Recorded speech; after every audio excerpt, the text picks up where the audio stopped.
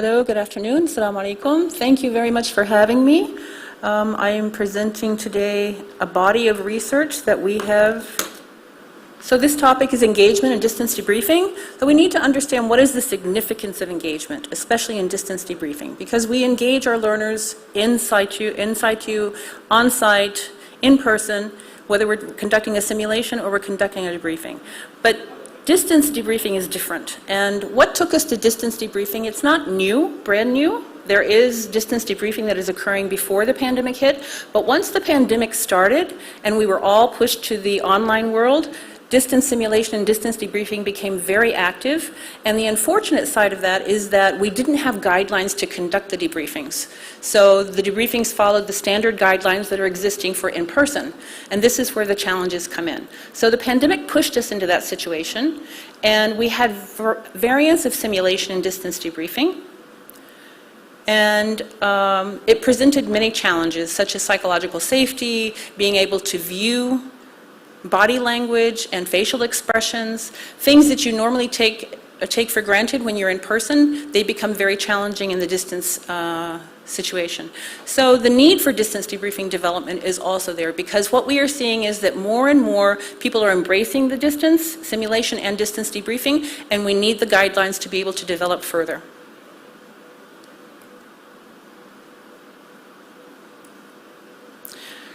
So our first study was factors of online engagement in synchronous virtual learning conversations. This was a realist synthesis, and this was accepted for publication, Simulation in Healthcare, in November. And our aims in this study were, what are the learner factors of engagement in synchronous online learning conversations via web conferencing platforms that exist in the literature? And this was a realist synthesis review. And the reason we turned to the online learning conversations is because when we did our review, running our realist synthesis, we found that there was no research existing regarding engagement online in distance debriefing. There were studies and literature focused on debriefing engagement in person, on site, and but what we found when we went back as far as possible to the first mention of web conferencing was in the online learning conversations area of information. So that was what we focused our realist synthesis review on, and the realist synthesis review is up and coming in this decade, and what it does, the difference in it compared to, say, a systematic review, it looks at the context, the mechanism, and the outcome to be able to look at a complex situation that involves human behavior and how you can review and synthesize the information from a review in that way. So in our study search process, we identified 1,283 pieces of literature. And after we screened, we went through and reviewed all of these articles and screened them based on our inclusion and exclusion criteria that would be able to focus on engagement and conversations online. We were only able to identify 18 that fit our criteria. And in our findings, we found 10 very important things. First of all, it's very important to orient yourself to the learners. When you have learners come in and you're not familiar with what they have to work with, what kind of system they're working with online, what their technological challenges are, this can compromise the engagement of your learners. You also need to conduct an orientation prior, because one of the big things that stood out among online conversation learners in their perceptions of engagement were being familiar with the setting and being familiar with the people that they would be working with, so that they would be open to sharing and engaging with each other. Establishing rules of participation was always also very important, because people are new to the online setting and they have to understand how they can communicate and engage. So having those rules set in advance so that they understand the opportunities for engagement and how they should be used makes engagement a lot more rich. Active facilitation by the educator was another important opportunity for increasing engagement, but we also found that it can also reduce engagement if the educator is overly active. It causes everyone to focus on the educator like a lecturer rather than actually engaging themselves in conversation with the group. Use of audio and video were important, because some people view having video on and having audio on and using the audio means that you're engaged and you're interested. And when it's turned off, it means that you're not engaged or you're not interested, in their opinion. Others felt that, no, I can still be engaged and I can demonstrate my engagement in different ways. Educator and peer feedback were also important findings, so that you interact with each other and give feedback on what is said in the online setting. Limiting participants was very important because some of the studies that we looked at used more than 50, especially in the MOCC, the large conferences where they do web conferencing. It's almost impossible for people to be engaged and contribute and be active. So limiting participants in online conversations and in online debriefing so that you create more opportunity for engagement. If you have too many participants, you create less opportunity for engagement. A comfortable atmosphere is very important. So again, it goes back to psychological safety and feeling safe and comfortable to be able to contribute. Judicious use of tools, not too much, because if people get sidetracked into chat and they become overwhelmed with in discussing in chat and keeping track of the chat, it can cause people to disengage from the entire discussion. And then finally, the role of technology, and that goes back to the orientation, that you need to understand what works for everyone, how you can best use your tools, and what you need to prepare in case technological issues come up. We also found something that we found very interesting, which was the cyclical relationship between internal and external factors. So if you as a facilitator or a debriefer do something that makes someone feel uncomfortable, they're going to step back. So that's an internal feeling that they have from an external factor. And vice versa, you can have an external factor where someone speaks up and says something about a discussion that they're interested in, and that will feed into them engaging, and they will contribute to that discussion. In our study 2, Factors of Online Engagement in Synchronous Virtual Learning Conversations and Debriefing, this was a realist synthesis, and this was published in November 2021 in Advances in Simulation.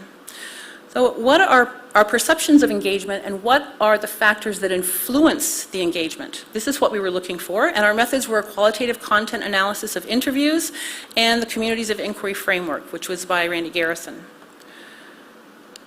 Now our findings here, again, we identified 10 very important themes. The first was I can support engagement. So this is the facilitator, the debriefer, and the learner demonstrating that they can do things that will encourage engagement in other people. So like if someone is speaking, they bring up a point, by following up with that person and building upon what they said, they support engagement of everyone else because it leads to a chain effect of everyone becoming involved. Camera off does not equal engagement, and camera off does not equal engagement, and camera off does not mean disengagement. And this was something that came up prominently in this study when we interviewed people, because some had the very strong feeling that your camera should be on so that everyone can see you, and other people felt, no, I can be off camera, I can use tools, I can speak through audio, and I can be just as engaged as everyone else. So this is still a subject of debate for distance debriefing. False engagement is a thing, and this is where if you're sitting in a group, and you've probably seen this in meetings, people have attended online and in a debriefing, and you raise a question and you maybe ask a particular person to answer. Showing that they are engaged would be to be able to answer the question, of course, but sometimes people will ask you to repeat the question, or they will comment saying something that someone just before them said, which indicates that though they appear to be engaged, they're likely not engaged. And then active engagement, someone being active, it can create engagement. It can also create disengagement. So if you have someone who's dominating the conversation, many people will feel silenced, or they will feel like they don't need to say anything because this person is carrying the load for everyone. And the same applies to a facilitator or debriefer. By interjecting too much or speaking up too much, you tend to stem the conversation of the learners. Using tools can help, but they can also hurt. As I mentioned regarding the chat, getting too caught up in chat on the side can take people's attention, and it can increase their cognitive load. Body language and nonverbal is limited, so as we've all experienced during COVID with the mask, sometimes it's difficult to understand, see, and appreciate people's facial expressions because we have something covering us.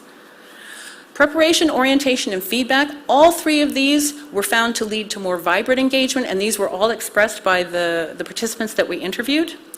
And the simulation effect, this was a very important finding in this study, in that the simulation itself, and keep in mind that if you're doing distance debriefing, you're most likely doing a distance simulation.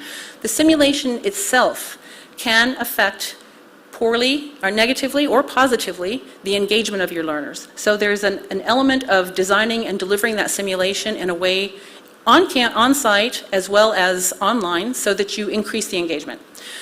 Environmental distractions. So imagine online, and I'm sure you've all seen it in Zoom meetings and in some of the very funny things that have gone around, you have people passing by in your background, That's violating psychological safety. You have a pet jumping up into your lap and into the camera, it's going to distract everyone. So all of these things, these environmental distractions, noise, people who shouldn't be there and they're listening to a conversation that should be confidential, these can all take away from your learner's engagement. And finally, we found one very interesting one, which is, do I look okay?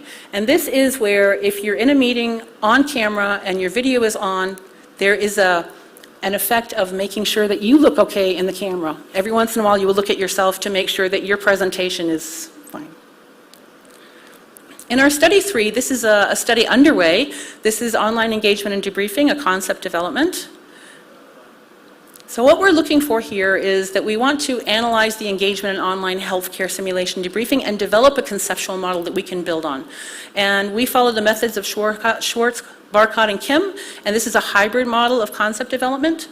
And we used a mixed methods analysis in 3 phases, which is a theoretical phase, and that was where we went into the literature to see what we could find and synthesize from that. Our fieldwork phase, where we conducted interviews, and we're also doing focus groups and having discussions with experts in the field, technological and simulation. And then we will be reaching our analytical phase. And you can take a look at the theoretical phase. So we started with this, and you can see in the teaching and learning, these are all teaching and learning, cognitive presence, and social presence. This is in with the Community of Inquiry framework. And we have applied that to our first and second study, as well as our third study. And we will be doing the same with our fourth study. So this was our theoretical. And then we came into our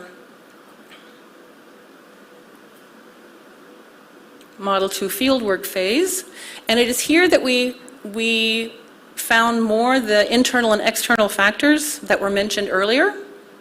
The fieldwork phase model, this is where we took in the things that we found from our previous research so that we could build upon it, and we found the internal and external factors were also deeply embedded into this, because all of these antecedents that we found, such as the influence of the simulation, will feed into the engagement of the participants either negatively or positively. So it can add to their engagement, and it can also take away from their engagement.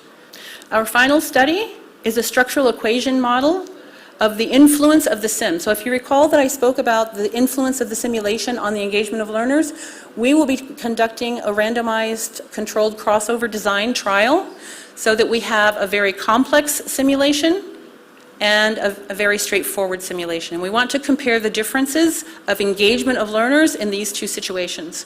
So as we were intending to recruit 60 participants, and we'll be running our trial this month. Those 60 participants, they will be divided into groups so that half of the group will be conducted in smaller groups, and they will take the simulation that is more complex, and the other half will take the simulation that is less complex. They will be debriefed, complete a survey of their perceptions of their engagement, and at the same time the debriefings will be video recorded, and we will have educators who will action code the videos for engagement, and we will compare the results through our structural equation modeling. This will be conducted in February after our pilot in December and moving forward with our recruitment. And through these 4 studies, which compose all of my dissertation work at Massachusetts General Hospital Institute of Health Professions, we hope to be able to inform future guidelines for the practice of distance debriefing so that we create a structure for all of us who work in distance debriefing for the future. And I think considering all of the distance debriefing and distance simulation that is building and all the advances that are made in technology and the way things are moving, not away from mannequins, but more into VR and AR and just using the online world, people have found great success in it, and we believe this is going to be a career opportunity for a lot of simulationists to be able to pursue in addition to their simulation career. Thank you very much.